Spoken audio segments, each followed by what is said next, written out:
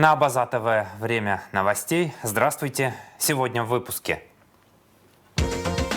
Основанная по инициативе Нестора Лакоба, в селе Мук прошли торжества по случаю столетия школы имени Георгия Чачба.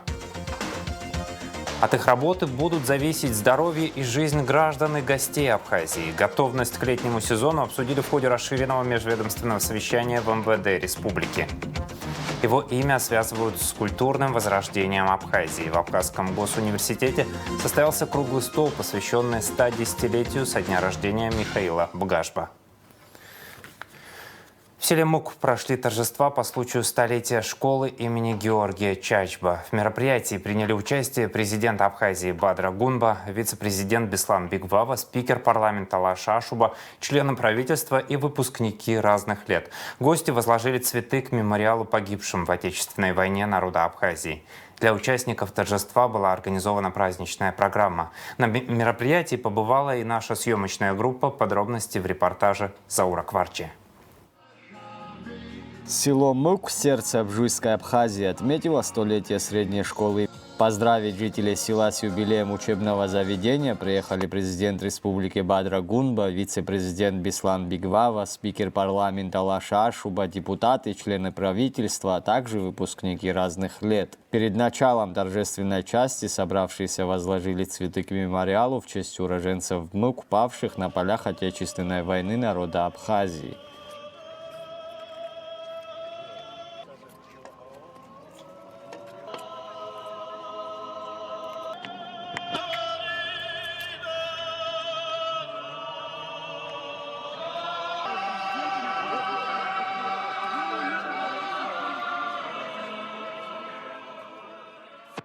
Школа села Мук, одна из старейших в Абхазии, была основана в 1925 году по инициативе Нестора Лакоба. Еще за год до этого старейшины села обратились с просьбой о ее создании. Место обсуждения – Мукская поляна, где испокон веков народной дипломатии решалась судьба Абхазии. За 100 лет под сводами школы выросло не одно поколение выдающихся людей – ученых, общественных деятелей, героев Абхазии. Директор школы Светлана Киртадзе поприветствовала гостей и рассказала о славной истории учебного заведения.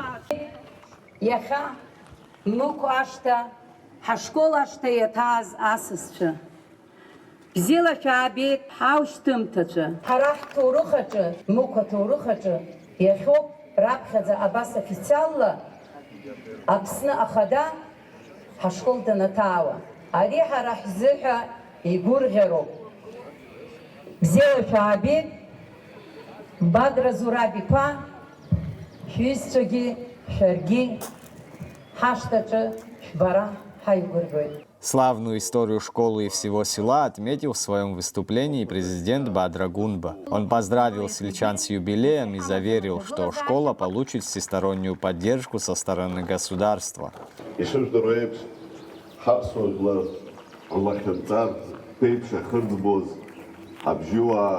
Ганахала Муква Кыта Янейзоз Акун. Зыпар Ганахала Лахнакыта Янейзоз Акун.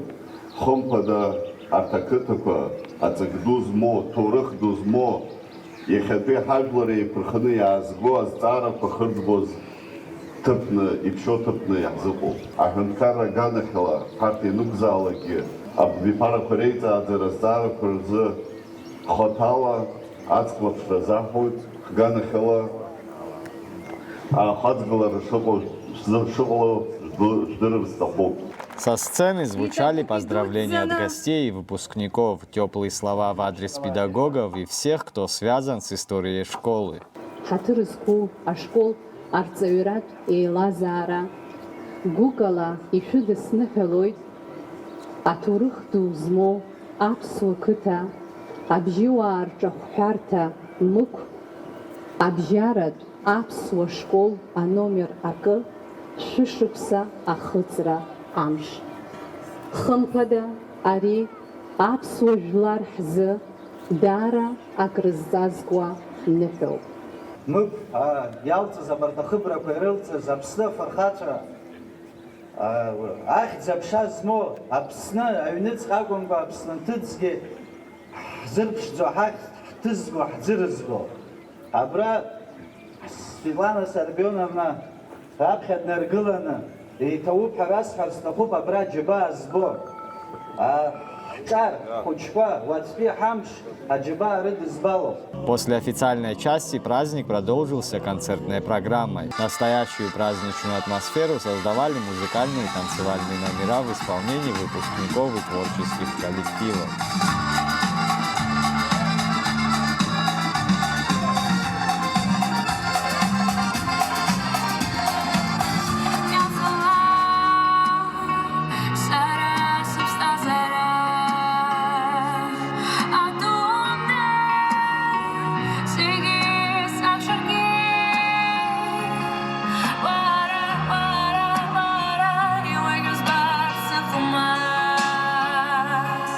Столетие школы стало значимым событием не только для села, но и для всей Обжуйской Абхазии. Юбилей напомнил о важности сохранения традиций, уважения к истории и поддержки системы образования. Заур Кварча, Тимур Гогохия, Абаза ТВ. Бадра Гунба проинспектировал ход восстановительных работ в домах на улицах Лакоба и Званба в Сухуме, пострадавших от урагана. Как сообщает «Спутник Абхазия», дом на улице Лакоба временно накрыли шифером. Здесь работы завершат в течение 3-4 дней, сообщил президенту глава Сухума Тимур Агрба. Но в этом доме очень большая проблема с подвалом. На протяжении десятилетий вопрос не решается. Сейчас мы какие-то меры должны предпринять, уточнил Агрба. В доме на улице Званба 22 кровлю полностью обновят, добавил он. Художникам осталось закончить 2 из 10 муралов на фасадах зданий в Сухуме. Фестиваль «Новые формы» близится к завершению, рассказала «Спутник Абхазии» одна из организаторов Кристина Козлова. Она поблагодарила представительство Россотрудничества в Абхазии за информационную и организационную поддержку фестиваля. Работу над муралами оценил представитель Народного фронта, участник команды «Нарты» из Абхазии Тимур Астания. Он побывал в нескольких домах. Мы долго согласовали с администрацией, потому что это входная группа. Все машины, которые заезжают в Сухум, они проезжают через эти дома. И, соответственно, для администрации было важно, чтобы не было ляпистых рисунков каких-то, которые не вписывались бы в архитектуру города. Поэтому принято решение сделать мурал по мотивам от города Дзария. Вот. Сегодня наш художник уже заканчивает, наносит последние штришки. Это уже 9-й мурал получается. Еще один у нас не закончен, закончит сегодня. И также сегодня мы будем вручать сертификаты девочкам, студенткам АГУ, которые помогали нам создавать муралы. Хочу поделиться своими впечатлениями. Вот проезжаю по городу уже довольно часто, как приехал, и вот замечаю вот эти вот произведения искусства и радуюсь, действительно искренне радуюсь, как ребенок, которому подарили велосипед в детстве. Потому что наш город преображается в лучшем своем виде.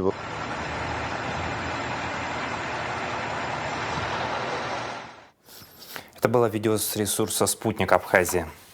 Готовность к летнему сезону обсудили в ходе расширенного межведомственного совещания МВД Абхазии. Требования к обустройству пляжных территорий, эксплуатации водного транспорта, организация движения транспорта в летний сезон, закрытие несанкционированных переездов через железную дорогу. Эти и другие вопросы обсудили руководители МВД, МЧС, СГБ, Погрануправления ФСБ России в Абхазии, а также представители районных администраций и подразделений МВД.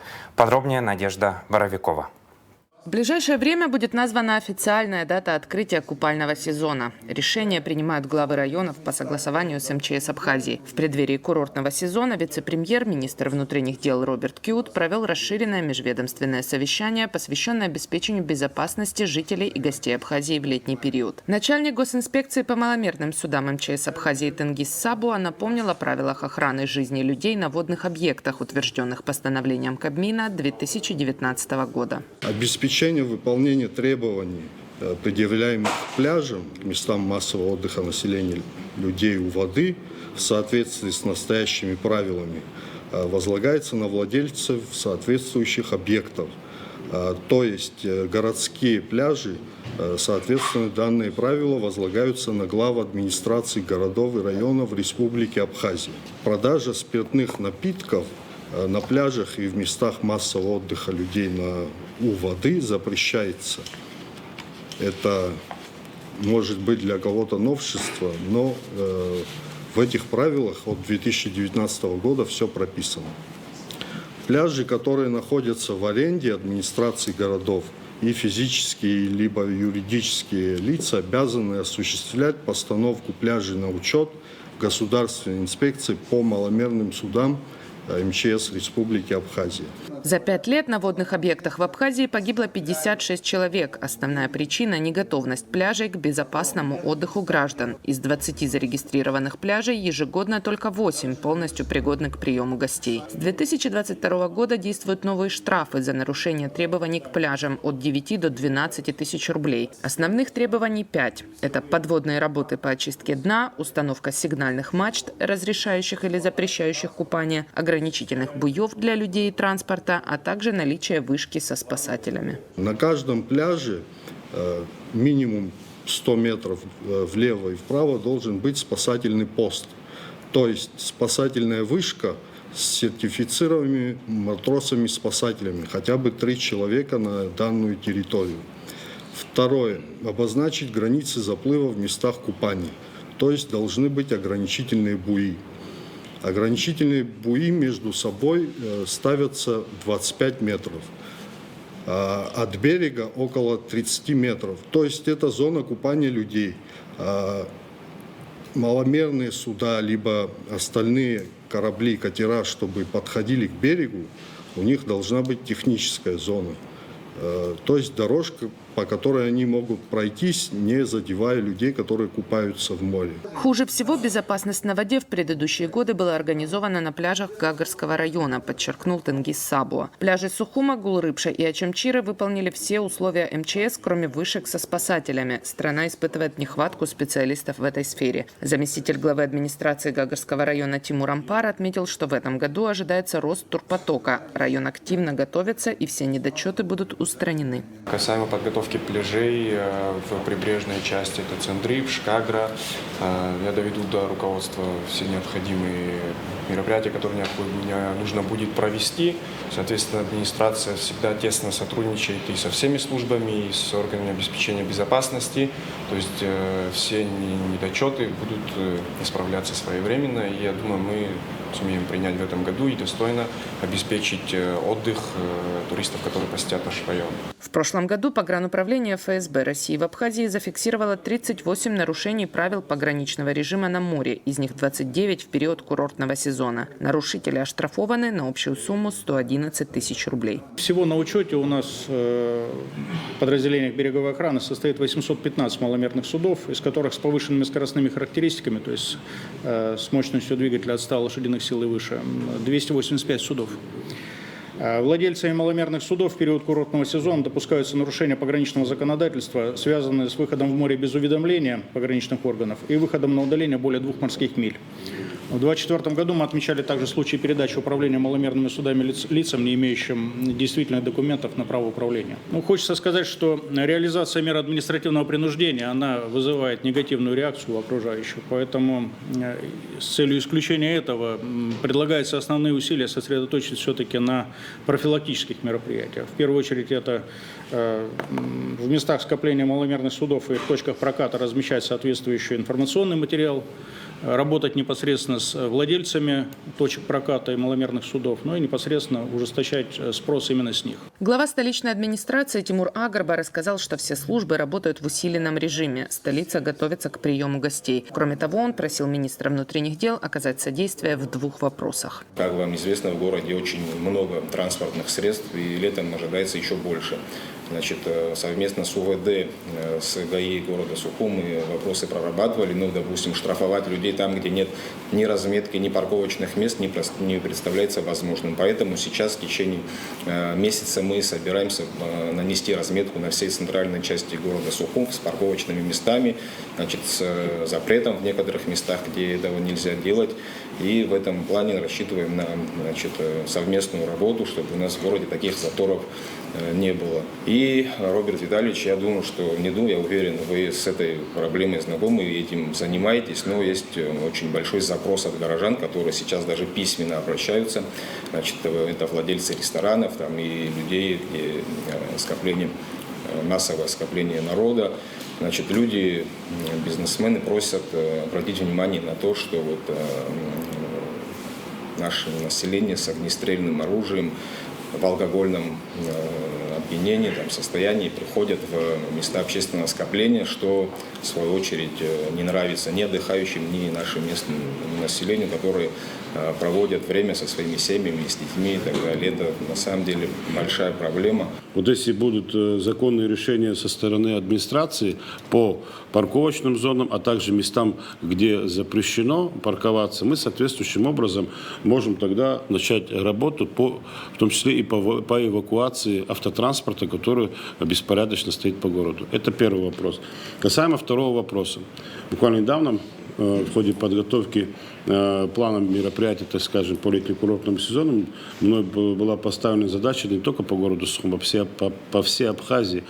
Это вообще полный запрет на присутствие наших граждан с оружием в увеселительных либо общественных местах. Начальник погрануправления СГБ Абхазии Рустам Латипов рассказал, что за прошлый год границу пересекли 13 миллионов лиц и 2 миллиона 800 тысяч транспортных средств. В этом году погрануправление готовится к увеличению турпотока и совместно с российскими коллегами работает над повышением пропускной способности КПП ПСОУ. Министр Роберт Кьют напомнил о многочисленных жалобах на слишком навязчивый сервис водителей такси, которые работают на площадке после пересечения границы, и спросил у представителя Гагарского района, как будет организована их работа в этом году. Сейчас администрация Гагарского района совместно с городскими службами и районными службами прорабатывается меры по упрощению и созданию более комфортных возможностей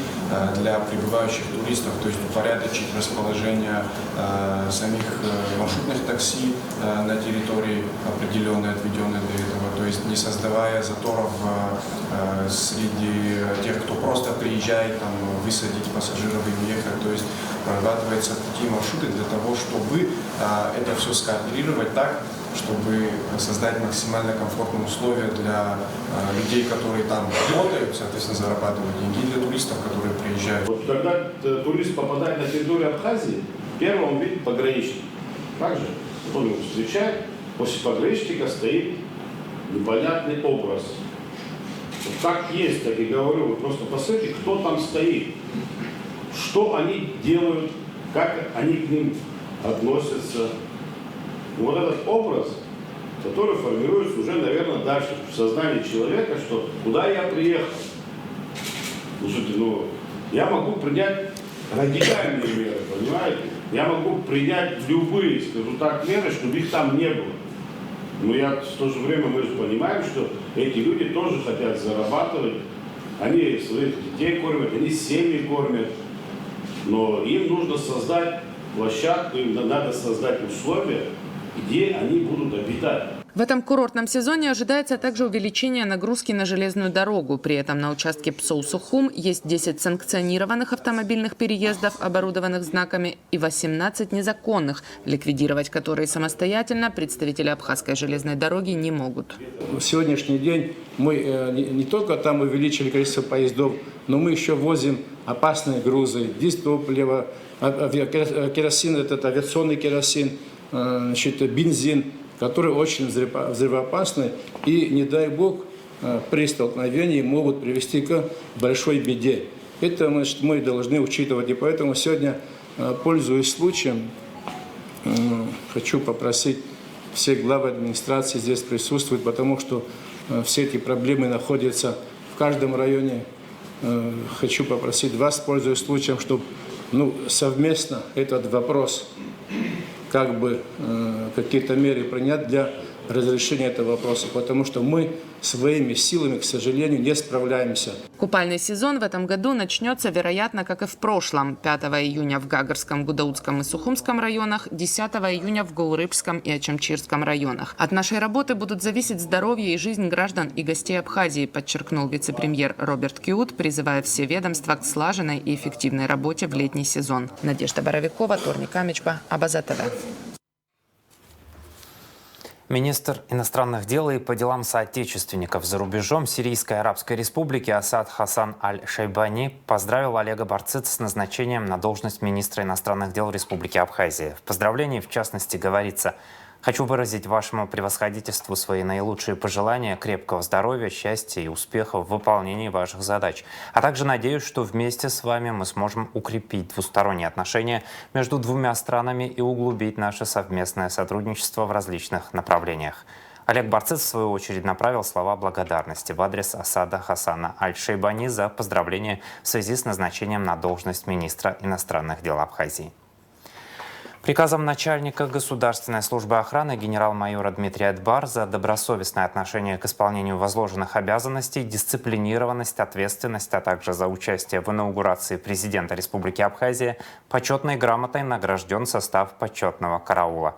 Как сообщает медиаклуб «Апсны Яхя», вручил почетные грамоты военнослужащим отдельной роты Государственной службы охраны начальник штаба ГСО подполковник Алхаз Жиба. 2 конфискованных автомобиля переданы на нужды спецоперации. Сочинские таможенники передали в Минобороны России машины, изъятые на российско-абхазской границе. Транспортные средства марки Toyota Alphard и Honda Fit были выявлены и изъяты на таможенном посту Адлер Краснодарской таможни. Автомобили задержаны за незаконные операции с временно ввезенными транспортными средствами и недекларированием товаров, подлежащих таможенному декларированию, и по решению суда были обращены в собственность государства. После оформления необходимых документов сотрудники службы по городу Сочи Краснодарской таможни передали машины в Минобороны. С начала спецоперации в помощь военнослужащим в Сочи переданы 34 транспортных средства, конфискованных по решению суда за различные нарушения законодательства.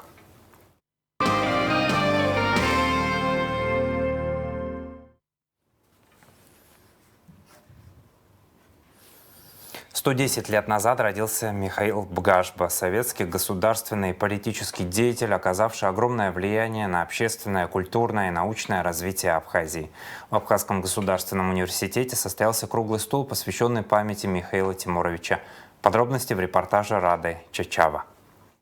Преемственная связь – это основа любого государства, сказала кандидат философских наук, доцент кафедры политологии и социологии Абхазского госуниверситета Далила Пилия, выступая на круглом столе, посвященном памяти видного государственного и политического деятеля, ученого и писателя, человека, внесшего неоценимый вклад в развитие нашей страны, Михаила Тимуровича Бгашба. Сегодня, 16 мая, минуло ровно 110 лет со дня рождения этого поистине удивительного человека, оставившего практически необъятное творческое и общественное наследие в истории Абхазии. Как рассказала Далила Пилия, в 1958 году Михаил Бгашба был избран секретарем обкома партии республики. Он занял этот ответственный и важный пост в крайне непростое время. Первый указ, который он издает, остановить налогообложение этнических абхазов. По всей Абхазии за 20 лет, естественно, не разрешалось то-то, то-то, то-то, то-то по отношению к абхазам. Вы знаете историю Абхазии хорошо. Он первым издал указ, начиная от села, заканчивая работником обкома партии, чтобы все на руководящих постах были только этнические абхазы. После Второй мировой войны, после всех ужасов, ничего не было. Начинается строительство 3-4-этажных домов. Он сам ходил по всему городу и проверял, как идет строительство. Впервые в жизни поэты, писатели, художники получили от государства квартиры. Михаил Тимурович был большим патриотом, талантливым политиком, но прежде всего его имя связывают с культурным возрождением Абхазии, ведь он искренне переживал за сохранность и развитие именно сферы культуры и искусства. наш абхазский драмтеатр уже было решено в Тбилиси, должны были назвать именем Ильи Чавчавадзе. Когда он это понял, быстренько собрал коллектив театра, пригласил людей от партии, и было принято решение назвать именем первого абхазского драматурга Самсона Чанба. Наша Амра, любимая и преподаватели, и студенческая, это по его инициативе было построено. Михаил Бгашба был автором монографий, человеком искусства, науки, человеком, высоко чтящим богатое наследие своей родины, ее историю и культуру. Как рассказала Далила Пилия, именно благодаря ему во дворе Института ботаники был установлен памятник Нестору Лакоба. Появились всеми любимые культурные места и многое другое. На место, где был после Тбилиси отравленный и перевезен Нестор Лакоба, вы знаете из истории Абхазии, его выкопали, там целые проблемы были. Он первым велел построить у входа в Институт ботаники, ботанический сад, мы говорим, памятник, который сейчас стоит. Человек, который сделал так много для Абхазии, для абхазов. Мы очень надеемся, что администрация нашего города, нашей страны, политики, государственные деятели поддержат, хотя бы, чтобы появилась мемориальная доска, что в этом доме жил заслуженный такой-то человек. От строительства самых культовых мест, известных каждому жителю и гостю страны, до важных, справедливых политических решений. О неоценимом вкладе Михаила Бгашба в развитие Абхазии можно говорить долго. Ведь помимо всего перечисленного, всего, что он сделал для своей родины, Михаил Тимурович занимался наукой и выпустил несколько монографий. Его деятельность – это была деятельность человека, который был непосредственно связан с реабилитацией абхазского народа после тяжелейших репрессий, которые абхазский народ пережил. И человек, не будучи, в общем-то, зоологом в буквальном смысле, он сумел поднять вот этот пласт. И вот выходит его книга, которая называется «Арбе наша хёд». И удивительно, значит, то, что, во-первых, выбор названия, и он дает почти 100 названий видов птиц на абхазском языке. Самое трудное, что было поднято им и разработано, это пласт, связанный с названием рыб. Потому что вышла еще одна книга Апсыцка, значит, которая была связана с переводом на абхазский язык названий рыб. Как отметил Роман Дбар, Михаил Бгашба внес значительный вклад в развитие абхазской науки. Он буквально закрывал существующие бреши, порой и не обладая всей полнотой данных или специализированными навыками. Он просто фактически закрывал бреши, которые существовали в культурно- и цивилизационном, значит, поле. Это был очень яркий человек, очень талантливый и понимавший многие тонкие аспекты того, как должен развиваться народ. На мероприятии, посвященном памяти Михаила Тимуровича Бгашба, с докладами также выступили директор Института ботаники Эдуард Губас, доктор филологических наук, заслуженный журналист Абхазии Екатерина Бебия и заместитель главы администрации столицы Автандил Сурманидзе. В выступлении он особо подчеркнул, что администрация полностью поддерживает идею установления памятной доски или бюста на доме Михаила Бгашба. Рада Чачава и Нала Гухава, Абаза ТВ.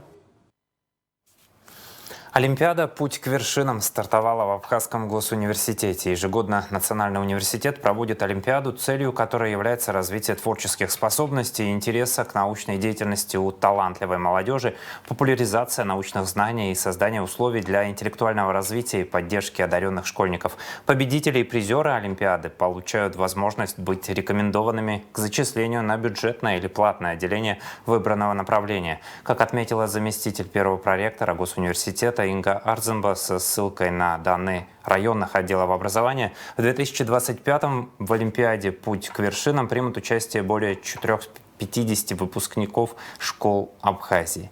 Перечень дисциплин, по которым проводится Олимпиада, представлен на сайте АГУ. С ним может ознакомиться любой желающий. Впервые объявлен прием абитуриентов на специальности для обучения на первом курсе специальности химия и экология. Основная цель данной образовательной программы – подготовка высококвалифицированных специалистов в сфере образования и культуры, в органах санитарного, эпидемиологического и потребительского контроля. Впервые в этом году на специальности международные отношения участники Олимпиады будут сдавать комплекс предметов по двум профильным дисциплинам – английский язык и история Абхазии. Победители Олимпиады будут определяться на основании рейтинговой таблицы среди тех участников Олимпиады, которые набрали не менее 70% за выполненные олимпиадные задания. Чтобы зарегистрироваться и стать участником Олимпиады, необходимо предоставить паспорт, либо документ, удостоверяющий личность. Справку о том, что участник Олимпиады является выпускником школы.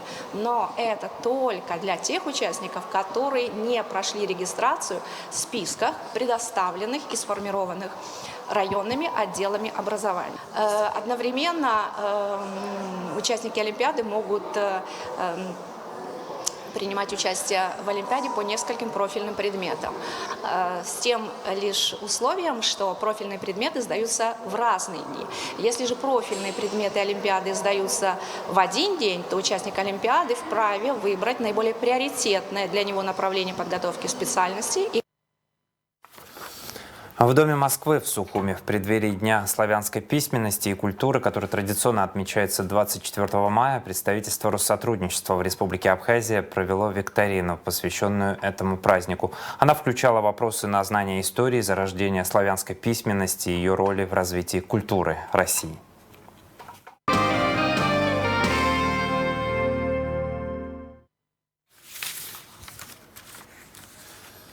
Люди и даты. 16 мая – День памяти Сарии Лакоба. В этот день, в 1939 году, умерла Сария Лакоба, супруга Нестора Лакоба. Она, по некоторым данным, единственная женщина в СССР, не подписавшая ни одного признательного в кавычках документа, несмотря на пытки в тюрьмах НКВД. От нее пытались добиться признания того, что Нестор был организатором заговора против Сталина.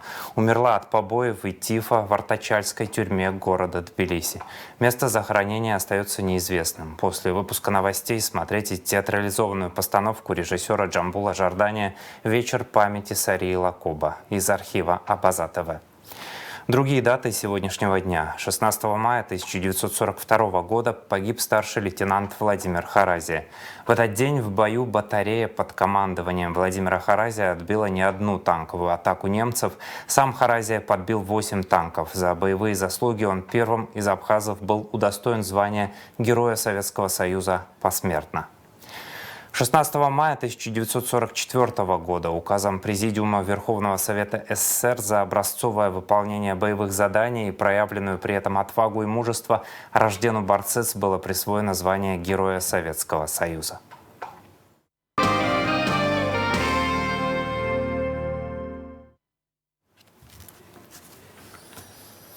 Международная повестка. Договорились, что каждая сторона в деталях пропишет свое видение условий прекращения огня. После этого продолжат переговоры. Об этом заявил помощник президента России Владимир Мединский, возглавляющий российскую делегацию по итогам переговоров России и Украины, которые прошли в Стамбуле 16 мая.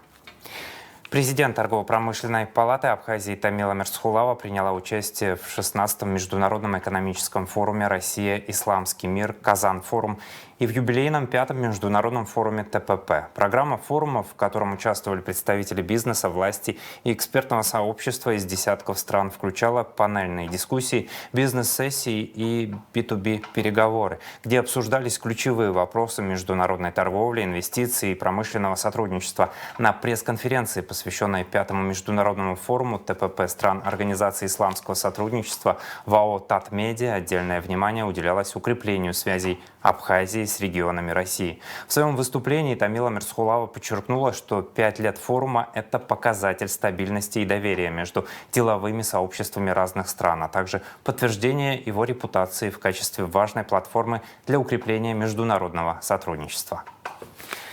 Новости культуры. Фестиваль «Алдза-фест» пройдет в селе Алдза Гагарского района с 17 мая, рассказала «Спутник», один из организаторов София Дбар. В программу входят научно-художественные выставки, мастер-классы по приготовлению абхазских национальных блюд, лепки из глины, добычи эфирных масел и гидролатов, ярмарка мастеров и сельхозпроизводителей. Проректор АГУ Роман Дбар и его директор Апицунда-Мюсерского заповедника Сабина Лобода проведут лекции по экологии. Педагоги биологического факультета АГУ откроют лабораторию под открытым небом для школьников. Абхазская государственная хоровая капелла и ансамбль народных инструментов из села Алдза Абхярца дадут концерты. 80-летию со дня рождения первого президента Абхазии Владислава Арзымба посвящается акция «Ночь в музее», которая будет проводиться в Сухуме 18 мая, в Международный день музеев. В Государственном музее боевой славы в 17:00 откроется выставка, посвященная этой юбилейной дате. Там же будут представлены эссе студентов 3-го курса филологического факультета АГУ на тему «Владислав в моем сердце». У входа в музей можно будет увидеть главный экспонат – служебный автомобиль Владислава Арзымба ГАЗ-2410. В отделе этнографии Абхазского государственного музея в 18:00 открывается выставка «Все мы родом из детства». В литературно-мемориальном музее Дмитрия Гулия в 19 часов подготовлена специальная программа, посвященная Владиславу Арзымба. Фотовыставка, вечер воспоминаний и демонстрация документального фильма Ибрагима Чкадуа «Владислав Арзымба. Политик и дипломат». Сейчас о погоде.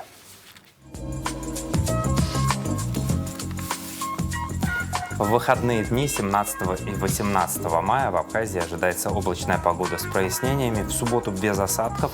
В ночь с субботы на воскресенье местами шквалистый ветер от 17 до 22 метров в секунду. Временами дождь разной интенсивности и продолжительности. Местами дождь с градом, гроза. Атмосферное давление нестабильное. Ветер умеренный, значительный. Температура воздуха ночью от 13 до 18, днем от 25 до 30 градусов. Температура морской воды 14 градусов. Волнение морской воды умеренное и значительное. Относительная влажность воздуха от 60 до 90%.